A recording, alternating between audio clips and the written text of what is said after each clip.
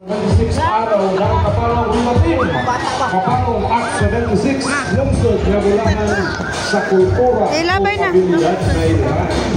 So, kabalo ko na-excited ng kanan makita nila ang mga anak, mga ikagaw, o nila ang mga lovers, mga apel na sa ato ang pa-contest karong gabi.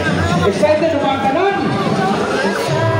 So before I will start our competition, ladies and gentlemen, let's hear first an opening remarks to be given to us by our sports and cultural coordinator, Congressman Ma'am Delia R. Pernitas. A round of applause, please.